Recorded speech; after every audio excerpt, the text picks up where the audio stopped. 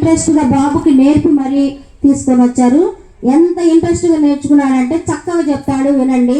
మీలానే ఉన్నాడు, అయినా కానీ అంత నేర్చుకొని చెప్పగలుగుతున్నాడు. చూడండి, మీరు కూడా అంతగా చెప్పలేరు, కానీ బాబు మాత్రం ఇంట్రెస్ట్తో నేర్చుకొని చెప్తున్నాడు. అందరికీ నమస్కారం. ఇక్కడికి ఇచ్చేసినటువంటి పెద్దలందరికీ నా నమస్కారాలు. నా పేరు గౌతమ్. నేను ఇదే స్కూల్లో చదువుకుంటున్నాను. నేను ఇదే స్కూల్లో 7th క్లాస్ చదువుతున్నాను. ఇప్పుడు నేను మీ అందరికీ ఒక మంచి కథతో వచ్చాను మీ ముందుకి. ఈ కథ చాలా చాలా బాగుంటుంది.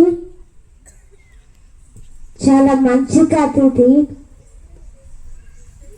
సరే, ఇక కథలోకి వెళ్ళిపోదామా? రెడీగా? ఈ కథ ఒక స్పెషల్ లేడీ గురించి.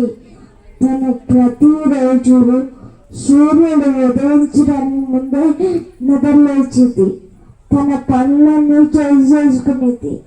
తన ఇంట్లో వాళ్ళందరినీ చూసుకోగలదు.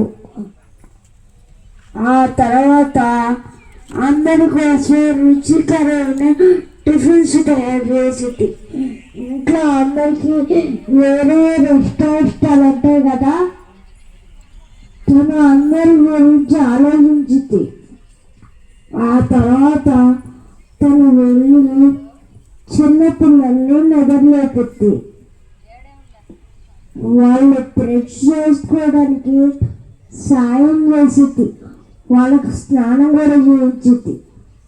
తన పిల్లలకి టిఫిన్ పెట్టుకునేది. వాళ్ళు తింటున్నారో లేదో చూసుకునేది. ఈ ఫిషర్ లేడీ తన పిల్లల స్కూల్కి సరిగ్గా రెడీ అయ్యారో లేదో కూడా చూసుకునేది. తను వాళ్ళ బ్యాగ్ సర్దిద్ది. తర్వాత వాళ్ళు వెళ్ళిపోయిన తర్వాత తన పనులు చేసుకునేదా? అస్సలు కాదు.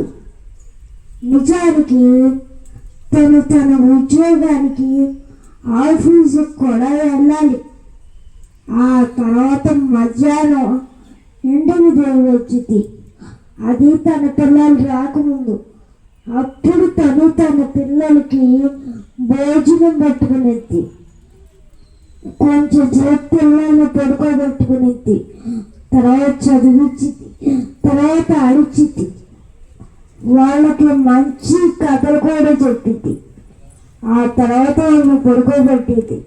తనే అందరికంటే చివరిలో అనుకునేది. ఆ తర్వాత రోజు ఇప్పుడు చెప్పినవన్నీ మళ్ళీ జరుగుతాయి. అదొక్కటే కాదు, పిల్లలకి ఒంట్లో బాగాలేనప్పుడు వాళ్ళని జాగ్రత్తగా చూసుకునేది. వాళ్ళ కోసం అన్నీ కొనేది. వాళ్ళకు మంచి విషయాలు చెప్పింది. పిల్లల కోసం రాత్రి పగల కష్టపడింది. ఇంతకీ ఎవరు చెప్పు? అందరి మమ్మీ. తల్లికి వందనం చెప్పు. తల్లికి వందనం. తల్లికి వందనం.